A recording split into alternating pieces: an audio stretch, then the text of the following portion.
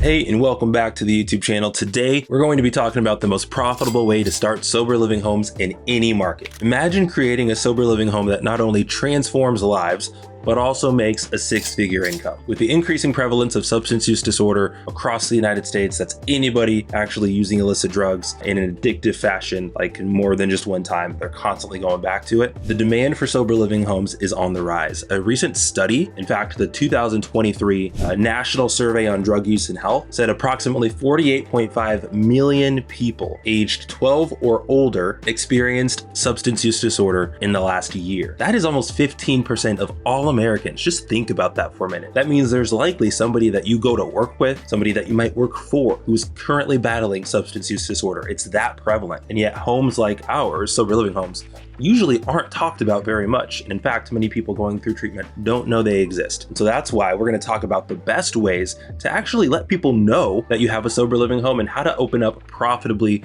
from day one. So today we're covering step-by-step guidance on establishing a profitable sober living home in any market. First and foremost, step one, choose the right market. So what we're going to look at is actually how to identify what areas, in fact, what neighborhoods, like take it from all the way out to the county level down to like a specific neighborhood. Where should you put the home? I always start with market research first, because simply just choosing a house and saying, hey, I hope this works is not really a strategy. We got to make sure that we're putting the home where the need is. And so a lot of people, I mean, if you're looking to really make this a big business, you can look at where there's a high prevalence of substance use disorder, where there's a high concentration of treatment programs, where there's a high concentration of just people in general, looking at metropolitan areas, big cities, things like that. But for most real estate investors, you already have real estate that you want to convert into this model, or you have the ability to buy, but you're more familiar with a certain area. And so instead of thinking like with the huge lens of where you could buy it, although we certainly have students in our program who have done that and they've chosen certain areas of the country in order to buy lots of real estate and partner, it makes more sense, I think, to think about where do you live now, where do you currently have relationships, or where do you want to own real estate to begin with, and start there. Some people want to own real estate on the coast, like in California or Florida,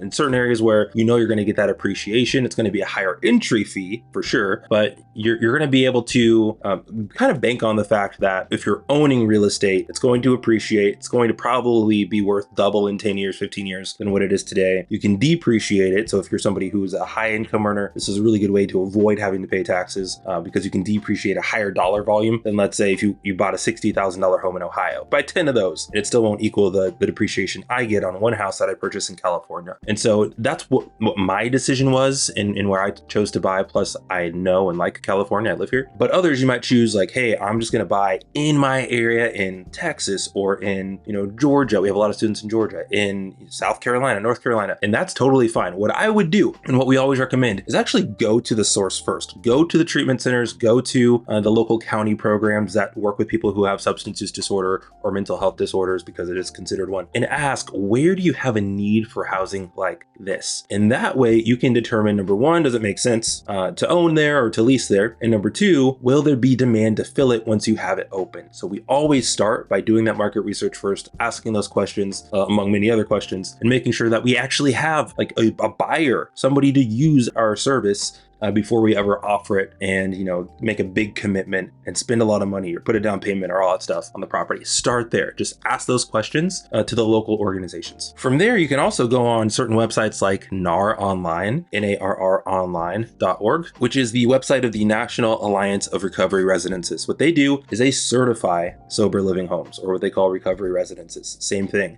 They have a code of ethics that they want you to abide by. In most states, it is simply optional. There are many states where they actually still don't exist. And so this is an optional step to go through the process. But what I like about it is they do have a directory. So you can see, number one, are people making use of this? Is that if there's a high prevalence, if there's a long list of homes on their directory, that probably means you're in a state where they might have legislated actually getting that certification, which doesn't take a lot of time or energy or money. It's an extra step along the way. But there are some states like Texas or Florida, Washington State is another one, Ohio, where in order to get any kind of referral from a state licensed facility, treatment center, hospital, things like that, you do actually need to get a certification through this process or be part of what's called Oxford House, which is completely separate. They might have legislated that you do need to get a certification through also their state affiliate, because you have the national, think of the National Association of Realtors, and you have a state specific association. Like for me, that'd be CAR, California Association of Realtors. Same thing with NAR, National Alliance of Recovery Residences. And then in Georgia, it's the Georgia Alliance. In Texas, it's actually called something different, Texas Recovery Oriented Housing Network, TRON. And so you can find all of them on the website for the state you're in and see kind of what the lay of the land is regarding competition. Sometimes it has listed on there what rates they charge. What typically we are running is a level 2 home. Again, if you look at the NAR standards, they have their code of ethics, but they also have these 4 levels. A level 1, kind of the Oxford house I mentioned, would be a peer-led home. No real rules, no real management, not even really a curfew. It's just people kind of all in recovery, equally sharing the cost of that property. Level 2 would be managed, structured, supervised home. Level 3 would be there's actually like staffing, supervised activities, a little bit additional help, maybe case management. And then level 4 would be like clinical services. This is a licensed home. It's a licensed residential rehab. And so typically my homes, what I recommend running and what our students run are level 2 or level 3 homes. And so just when you're looking and comparing kind of apples to apples, make sure what you're looking at on that directory is a level 2 or a type M managed home,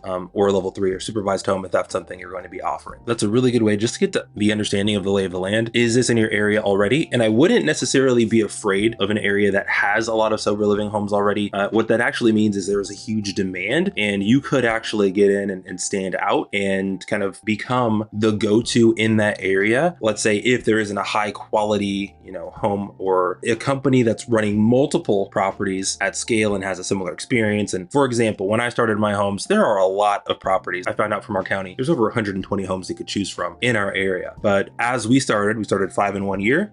And after the third one, some county departments decided, hey, you're giving us exactly what we asked for. You're opening homes where we said that we needed them, and you're doing a great job.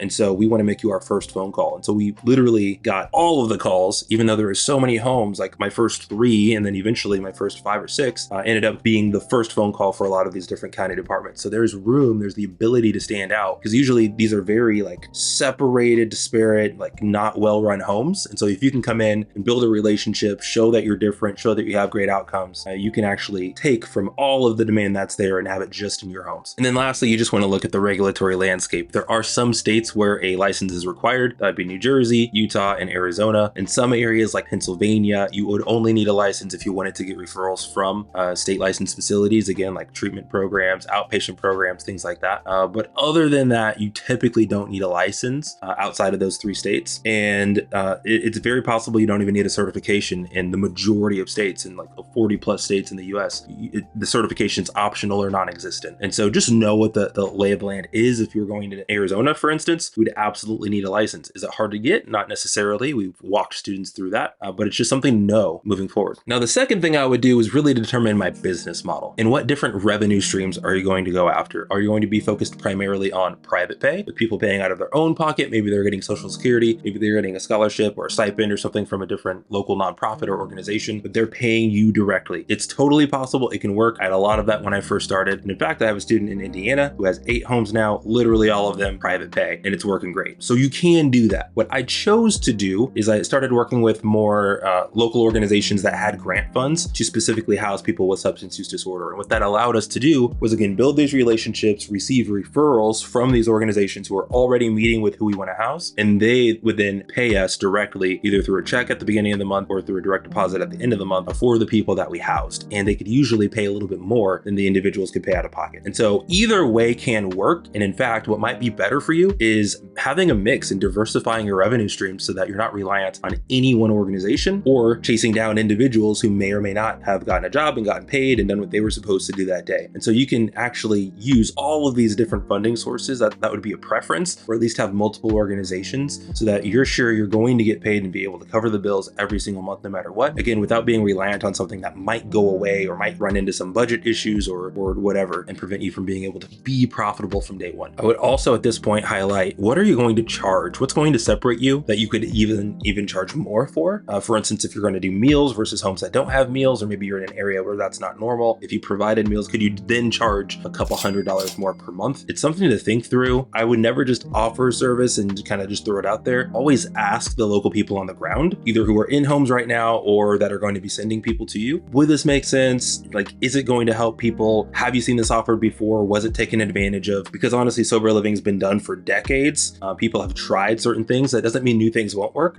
For example, another example, I was told in my area that I could charge only $800, $850 for the person who introduced me to sober living homes. What I found by kind of seeing a list of homes in the area and identifying, okay, they're getting paid this, they're getting paid that, I found that the government, local county programs were actually paying $1,200 plus per month per person in our area. And so although I ran my numbers conservatively and things still made sense, on the $850, we were initially able to charge $1,200 plus to these organizations. Now, if somebody didn't make that, we were going to work with them case by case. And so that's where kind of the private pay, you have to look at what's their income, do they have a job now, do they have savings? And then in our area, it would typically mean we were charging $900 to $1,000 for those individuals who are doing private pay, while the organizations that had grant funds and all that stuff, they were able to pay a bit more. So that's also okay. You can mix people, you can mix and match from different organizations. Step 3 is going to be finding the right property. So once you actually identify the right location, now you're on the hunt for the right home. And that's usually going to be something that's 4-bed, 2-bath or bigger. So 4 bedrooms, 2 bathrooms at least, usually with enough room for 2 twin beds per room. That's the way I like to run it. I don't like bunk beds. I just think that introduces a whole host of issues, especially for people who might have recently been in incarceration. It doesn't even have to be recent. Somebody might have had a really traumatic experience in prison years ago. And just,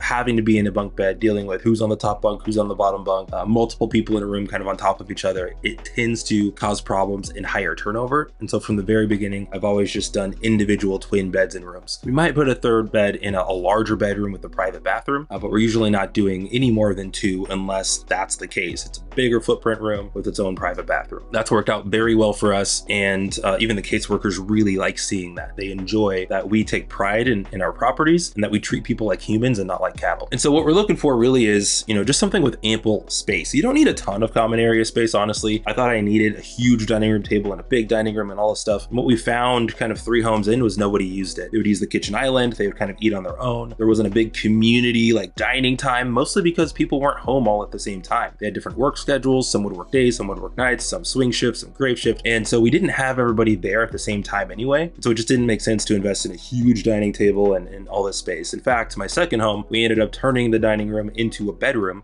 because it was just there, it was a big open space. We were able to install French doors and have that be a 4th bedroom and a 3-bed, 2-bath house. And again, this is why I recommend going 4-bed, 2-bath or bigger. But there are ways to buy a smaller property and make it a 4-bedroom pretty quickly, either by converting a garage or converting like a dining room like that. But we didn't sacrifice living room or family room space. It was just that dining room that was never going to be used, so we turned it into a bedroom. I would also look at access to public transportation, accessibility of shopping, things like that, like walking distance, biking distance. I usually say if you're within 15 minutes walking or 1 mile of a bus stop or shopping, you should be just fine, because an able-bodied person can walk about a mile in 15 minutes, sometimes less. Also, you can look at leasing versus buying, or maybe doing a joint venture. And so we have a lot of folks, a lot of students right now doing creative finance, seller financing deals, subject to deals, where they're able to kind of negotiate a lower down payment than the 20% a traditional loan might need, but also they can negotiate those terms and they can take over like a 4% interest rate, even though today's rates might be 7%. I've done this personally, and we've taught our students how to do that, and it's really been cool to see them have success doing it. But you can also lease. We have a lot of students who are doing rental arbitrage. They're negotiating a 2 or 3 year lease with the landlord, coming in sometimes with even 6 weeks of free rent, like nothing due up front, so that they can furnish the property. They'll use a business credit card to furnish the home, and in many cases have people move in and start making money before they ever have to have a true out-of-pocket expense. So there's ways to do this with very little money, but preferably you would have at least a cushion, some savings. I started off with savings. Even though I didn't use my own money, I was able to keep it and have that be kind of a just something where I could sleep well at night and know that if anything happened, I could cover costs in the future. Step 4 is going to be setting up and operating. What you really want to make sure you have intact is a strong intake process. What we learned was by just spending a ton of effort on the front end, it actually saves a lot of effort on the back end. The homes ran more smoothly. There were no headaches. Things didn't go awry. When we really took the time to make sure the person that we were letting in was motivated, was truly drug and alcohol free. They had recovery related goals. They wanted to get a job, do what they needed to do, and then find permanent housing. They didn't just want to use this as a place to lay their head and be protected from the elements. Like, they truly wanted a place to get better. Remember, this is a place where people are choosing to be in homes like ours. There's no court order. No one's telling them they have to do it. It's a choice they're making to live in a sober living environment. And so we just want to make sure they are actively making that choice. For example, we recently had a shelter call us and say, hey, we have somebody here who we would like to have move into your home. We had to ask the question, well, is this their idea or is this your idea? And they literally said, like, they were just trying to free up beds in their space. And if it's not the individual's idea, they're just not going to thrive. They're not going to do well in our homes. So we denied that person. we said that, if it's not them reaching out saying, hey, I want this, then it's not going to be a good fit for us, because they're just not going to have long-term success. We also have very clear house rules and structure. And so it's extremely clear what it takes to stay in our home, what the expectations are from the very beginning. These are visible on our website, like everyone knows what to expect coming in. So we have the intake sheet for sure, we have an application, but they also agree to and sign our house rules that say, they're going to be doing their chores when they're supposed to. They're going to follow our curfew and abide by certain rules. There will be no weapons, no violence,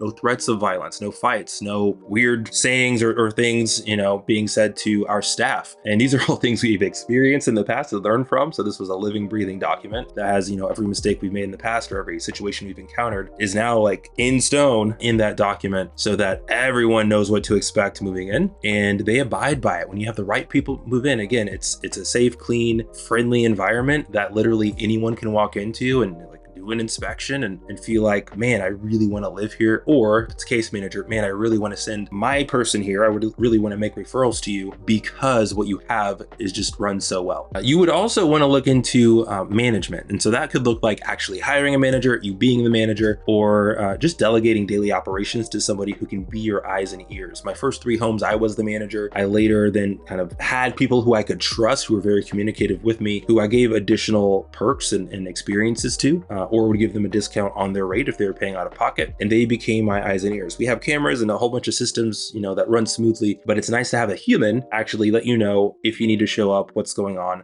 or just, show somebody around, let them know the lay of the land, show them where the rules are posted, all of those things. Later on, I hired somebody part-time to do that. And now we have full-time help because we have 11 homes to help things run smoothly. They stop by every house every day. You don't necessarily have to have them live in the home, but it's very nice if you have them stop by every single day. From there, you can actually scale pretty efficiently and systematically using processes and just kind of rinse and repeat what you've got in one home. Because once you establish that initial house and all the contacts that are referring people to you, whether they're paying out of pocket or not, then you can just simply take that and rinse and repeat. They're already calling you, just have them go to another home nearby. If you're ready to dive deeper into this, Sober Living Riches is a coaching program I created to help people start and scale sober living homes effectively. So if that's something you're interested in, you can book a call with my team at the link below or go to soberlivingriches.com/apply, and we would love to help you out. So from there, you're really just focused on getting your first residence, and that can start as soon as you're doing your market research, and you can start building a waiting list right there. Now you have to have a home coming soon. It doesn't necessarily have to be open, but it needs to be open soon because a lot of these placements are emergency placements. Somebody is literally showing up in an office, talking to their case manager or probation officer or whoever it is saying, hey, I need housing. This probably isn't something that's like 6 months off, but it could be as close as 4 to 6 weeks out, depending on what's available in the area. If there's very few homes, which is typically the case across the United States, then it's very possible people will need to and want to wait 6 weeks for you to get your home open, and that's totally fine. It's more time for you to really just establish that waiting list. And so as soon as you're open, even if you're buying real estate or renting real estate and furnishing it, as soon as you're open, you should fill up right away. We always say you should fill up within 90 days if you're using that method. And then again, just screen for success. Make sure that you're implementing an intake process. We have a 7-page intake form with literally every question you could think of that we use. We give that to all of our students so that they can repurpose that and use it in their business. And I encountered a lot of problems early on in my first sober living homes because I didn't know what I was doing, didn't ask the right questions. And literally every single one of my students has been able to avoid making those same mistakes by following the system that we put in place to solve that problem for ourselves once and for all. And they've never had to experience it. And then at the end of the day, once you do have your first people in and then you continue to fill up, now you just want to keep people as long as possible. And retention and like reducing turnover is very important, but this comes from holding weekly house meetings. Could just be the residents themselves holding those meetings. You could lead them if you wanted to. I found they tend to be a little bit more honest and vocal with each other if you're not present as the owner of the home, but someone can then bring to you everything that was stated. And if it's an actual issue with something in the home, you can address that. But usually it's just issues with each other. Like they need to be good roommates to each other. It's a way to air out grievances and make sure bitterness doesn't develop, especially if it's something as simple as, somebody's not doing a chore that they're supposed to be doing or not doing it to the standard that somebody else is expecting. And instead of letting that just build up, you're addressing it right away and just like having an open forum, being fully transparent, and everybody's like a part of a community focused on having the home run well because they want a smooth environment. They just want to work, save, relax, rebuild, recover. They don't want to have to come home and then be stressed out. That was the whole point point of coming to a sober living environment in the first place. They want to avoid the triggers, avoid the stress that caused them to stay in their substance abuse in the past. If they had a home they could go back to or felt comfortable in, they would. They're in homes like ours because they honestly don't have that yet, or they're rebuilding relationships and, you know, going through the 12 steps, making amends, all of those things. And so we've successfully seen people like have great outcomes and move back in with family and their significant others and their kids and all that, reunify, but it takes time. So they're in our homes to try to get back to that place, and what we can do and a life skill they can learn is effective communication in those weekly house meetings. I also always tell people that this should be the last place they live before moving into permanent housing. We really saw a lot of people moving into our homes early on who had been in sober living homes for years, just bouncing from home to home, or they would be in a home for 6 months, relapse, go to treatment, be on the street, go back into a home, relapse, stay in a car. In this circle, you know, the cycle continued. And so what we really took heart in was sitting down, listening to people's stories, especially my first year or so, sitting down, listening to their story while we went through the intake sheet process, asking, hey, how did we get here? Like, how did this end up? And as heart-wrenching as it was those first few times to hear the terrible like trauma that people have been through, it was really cool to then sit and look at them and say, I believe in you. You've made a decision to better yourself and to not stay in that situation, or to not let that kind of derail their life moving forward. They've chosen a better future, and this should be the last home that they stay in before they move on to their own permanent home. And that simple statement, that belief, man, we've seen a lot of people move into their own apartments, move back in with family and loved ones, and really get their life back on the right track and not go back into addiction. In fact, I just heard about somebody, one of our former residents who is 3 years clean now, recently got married and reunified with his 3 sons. And those are just amazing stories to me to hear that we had a part in that. And all they needed was a safe, clean, drug and alcohol free place to lay their head and focus and rebuild. So that's really it. I mean, we talked about from choosing the right market to choosing the right business model and revenue streams to finding the right property, and at the end of the day, running the right model and like setting everything up to operationally run smoothly. This is really everything you need to start and run a sober living home profitably in any market. If you want help starting a sober living home, visit soberlivingriches.com, and our team would love to talk with you about your specific situation and see if you're a good fit for our program. We have hundreds of students now who are starting sober living homes across the country, and it's really been amazing to see the impact they're making on people's lives, but also the income they can make while doing it. And comment below with questions or experiences in sober living homes, with your questions or experiences in living in or running sober living homes. We'd love to hear from you, and we'd love to know what questions you have for next videos here on our channel.